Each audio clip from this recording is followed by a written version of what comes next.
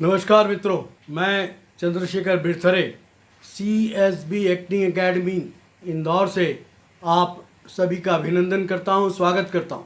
अभी तक film acting course के अंतर्गत हमने हमारे पिछले 10 एपिसोडों में अभिनय के बारे में, अभिनय की परिभाषाएं, अभिनय के प्रकार, फिर रस और भाव, इसके बाद भरत मुनि के जो नाट्य सूत्र हैं उन पर चर्चा की और स्टैनिस्लॉवस्की जी के जो बेसिक नाट्य व्यापार क्या होता है और उनकी जो तकनीकी है, उनकी जो परिभाषाएं हैं अभिनय की, वो हमने बात की। अब हम जो मुख्य 3 महत्वपूर्ण विषय होते हैं उनके बारे में चर्चा करेंगे। इमेजिनेशन, कल्पना शक्ति, imagination power of a artist, इसके बाद फिर observation power of a artist, and then the last one is that is very important, improvisation. How to improvise the character, how to improvise the text.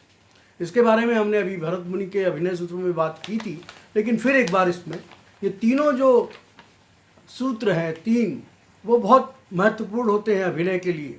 Observation, imagination और improvisation. आज हम बात करेंगे कल्पना के बारे में, इमेजिनेशन। कल्पना के जो गेम्स होते हैं, कल्पना के जो खेल होते हैं जो अभिनय में उपयोग किए जाते हैं, उसकी हम बात करें। अब इसमें मुख्यतः हम स्टैनिस्लॉवस्की के जो प्रिंसिपल है उन्हीं की चर्चा करेंगे और उसके बाद फिर आगे के एपिसोडों में हम दूसरे जो अभिनय के पुरोधा हैं, अभिनय के जो एक्सपर्ट हैं, उनकी बात करेंगे। तो स्टैनिस्लॉवस्की क्या कहते थे कि नाटक की उत्पत्ति लेखक के मन में कल्पना और वास्तविक जीवन की घटनाओं से पैदा होती। लेखक जो है देखता है समाज में क्या हो रहा है, ऐसे कहा जाता है ना कि साहित्य ही समाज का दर्पण है। तो लेखक की जो नज़र है वो बड़ी तीक्ष्ण नज़र से पूरी समाज में जो चीज़ चल रहा है उसको ऑब्जर्व करता है।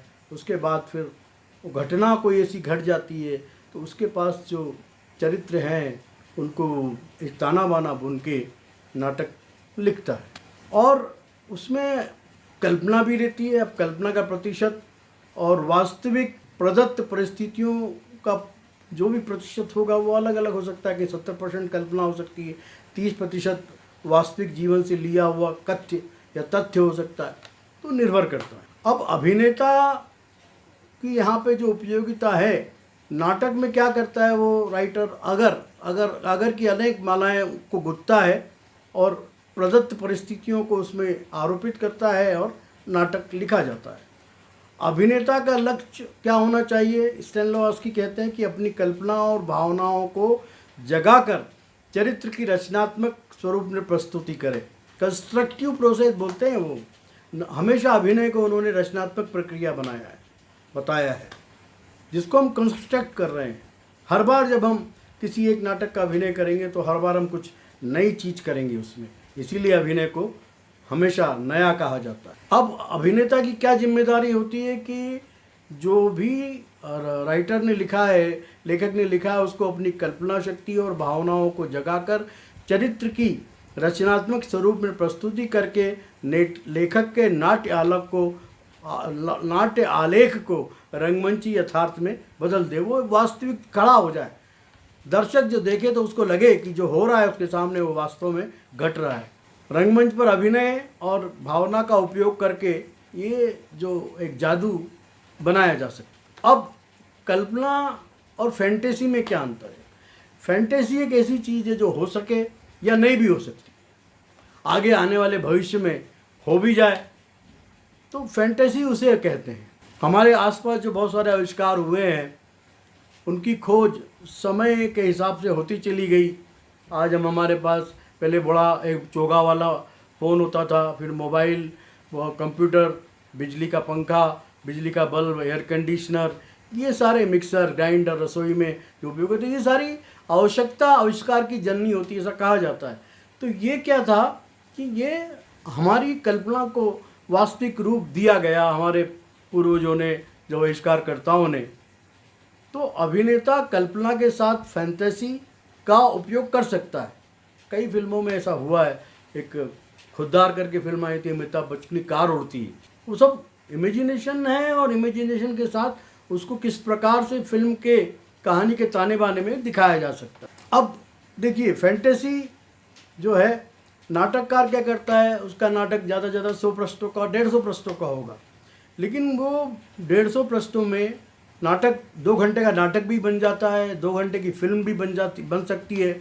और वो कई ऐसी चीज़ दिखाता है जो फिल्मकार, जो डायरेक्टर है, वो दिखा नहीं सकता। परंतु नाटकीय चरित्रों को बाहरी एवं भीतरी रूप में पात्रों के विचारों, अंतःप्रभ, इंटरनल जो उसकी प्रवृत्तियां हैं, आंगिक और भंगिमाओं को बताने अथवा दिखाने में समर्थ होता है। नाटक चरित्र को खड़ा करता है, वो चरित्र लेता है समाज से, उसको खड़ा करता है, और जब चरित्र खड़ा हो जाता है, वो उस लेखक का लिख देता है, फिर उसको जो है अभिनय करता है, जो अभिनय करता है, अभिनेता जो है, अभिनेता या अभिनेत्री जो है, उसको साकार कर देती है। अब ये स्टेनिलोवस्की ने बहुत स्पष्टता कहा है कि if a artist don't have the capacity of imagination, capability of imagination, या उसमें इमेजिनेशन की भावना वो जागृत नहीं कर सकता, या वो इमेजिनेशन की शक्ति का उसमें अभाव है और नितांत अभाव है, तो उसको विकसित करने की कोशिश करे। उसकी अलग अलग मेथड्स हैं, और अगर वो नहीं कर पाता तो उसे रंगमंच छोड़ देना चाहिए। कई बार क्या होता है, कल्पना अंतःप्रेरित, इंटरनल मोटिवेशन से हो जाती है, या फिर आप कल्पना को सहजता से जागृत भी कर सकते हो, सक्रिय कर सकते हो। कई बार कल्पना जो है हमने देखी नहीं है, उसके बारे में हम पढ़ते हैं, कहीं सुनते हैं, उसके हिसाब से हमारे अंदर उस चीज़ की या उस व्यक्ति की एक छवि निर्मित होती है। हम शब्दों को क्या करते हैं, हम हमारी छवियाँ बनी हुई है दिमाग में, उन शब्दों को हमारी काल्पनिक शक्ति से जो छवि बनी हुई है उससे जीते हैं। और अभिनय में जो कल्पना का उपयोग किया जाता है, उसका कोई उद्देश्य होता है। मैंने पहले ही बताया कि अभिनय क्या है, वो मन का व्यापार है, मन के द्वारा। अब मन, माइंड, कॉन्शियस, सबकॉन्शियस, अनकॉन्शियस, तो जो भी डायलॉग्स तैयार करते हैं, हमारे जो अवचेतन में जो है उसका, वो अपने आप खड़ा हो जाता है, वो अपने आप सजीव हो जाता है, वो हमको सपोर्ट करता है उस अभिनेता के उस चरित्र को निभाने के लिए। अब कल्पना कैसे जगती, कल्पना होती क्या है, कल्पना कैसे होती है? कल्पना जीवन की वास्तविकताओं, भौतिक वस्तुओं, स्थूल वस्तुओं, यथार्थ तत्वों, प्राकृतिक वातावरण आदि को लेकर जागती है। और ये अंदर से ही आती है, काल्पनिक शक्ति अंदर से स्वप्रेरित होती है, ये स्वतः ही अंतः प्रेरणा से सचेष्ट होती है। कल्पना को जगाने की प्रक्रिया बड़ी सतर्कता, सभी बारीकियों को दृष्टिगत रखते हुए सामंजस्य के साथ घटित होती है। अभिनेता को क्या होना चाहिए कि उन बंदियों, उन चीज़ों को पकड़ने का प्रयास करना चाहिए जो लेखक से छूट गया, निर्देशक से छूट गया। वो कल्पना शक्ति, जब वो चरित्र को जीना शुरू करता है, तो वो जब पहली बार पढ़ता है, दूसरी बार पढ़ता है, तीसरी बार पढ़ता है, तो उसके अवचेतन मन में भी बहुत सारी एक भूतकाल में भोगी हुई जो चीज़ें हैं वो उसको सपोर्ट करती हैं। अब इसके बाद क्या उनका कहना था स्टेनिलोवस्की का कि भाई आपने पूरा नाटक पढ़ लिया, उसकी रीडिंग हो गई, या फिल्म है उसकी स्क्रिप्ट पढ़ लिया आपने, उसके बाद क्या करना चाहिए उसको कि जो कथा वस्तु है उसको अच्छी तरह समझ के अपने मन में बैठाना पड़ेगा उसको, और फिर उसको क्या करना पड़ेगा, अपने मन में उसको चित्र की भांति महसूस करना पड़ेगा, एक चित्र घटित होते हुए देखना पड़ेगा मन ही मन में, एक चलचित्र की भांति, रील की जैसा चलना पड़ेगा है। और उस समय उसको सारी चीज़ें, उसको ध्वनि भी सुनाई पड़ेगी। अगर वो दृश्य में एक एरोप्लेन आ रहा है तो एरोप्लेन की ध्वनि वो पूरी एक रील चलेगी उसके अवचेतन में, और अवचेतन मन में जो रील चलेगी वो उसके चेतन मन को सचेष्ट करेगी, और धीरे धीरे वो उस किरदार में डूबेगा और अभिनय करेगा। और एक बार जब पूरे स्क्रिप्ट को देखने पढ़ने के बाद एक जो इसको बोलते हैं ना सीक्वेंस डेवलप हो जाता है, उसके बाद वो ऑटोमेटिकली सारी चीज़ें अपने आप घटती हैं। जब ये सारा बार बार वो करता है, बार बार रीडिंग करता है, बार बार अपने मन में उस चीज़ को गहराई से सोचता है, समझता है, और उन काल्पनिक परिस्थितियों में अपने आप को ढालता है। जैसे एक्टिंग की परिभाषा है, relieving an emotion which you have experience as a human being. आपने जो मानव होने के कारण, मनुष्य होने के कारण जो भावनाओं को भोगा है, उन्हीं का पुनः प्रस्तुतिकरण अभिनय कहलाता है। तो ये जो है काल्पनिक और वास्तविक धरातल पर वह भूमिका में शनै शनै आत्मसात कर लेता है, बशर्ते वह नाटक या अपने हिस्से की भूमिका को बार बार लगातार मनन चिंतन करता रहे।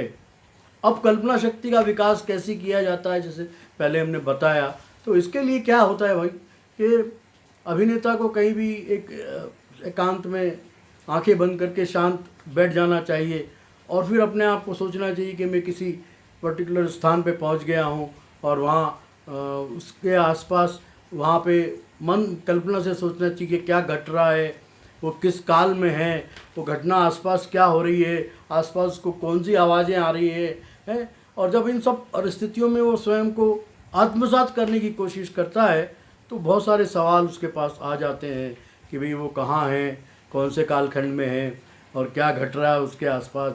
ये एक तरीका है जिससे आपकी कल्पना शक्ति को आप और धार दे सकते हैं। और ये पहले भी बताया गया है कि तुमको क्या ऐसी संवेदनशील क्या है जो तुम्हारी ज़िंदगी में, वो क्या है जो तुमको अत्यंत संवेदनशील बना देता है, वो क्या है जब तुमको कभी दुखी कर देता है, कभी प्रसन्न कर देता है। और उसके बाद फिर मन की प्रक्रिया, मूड, मन स्थिति को समझने की कोशिश हमको करना चाहिए और स्वयं को सकारात्मक और नकारात्मक विषय में पहुंचाने का प्रयास करना चाहिए।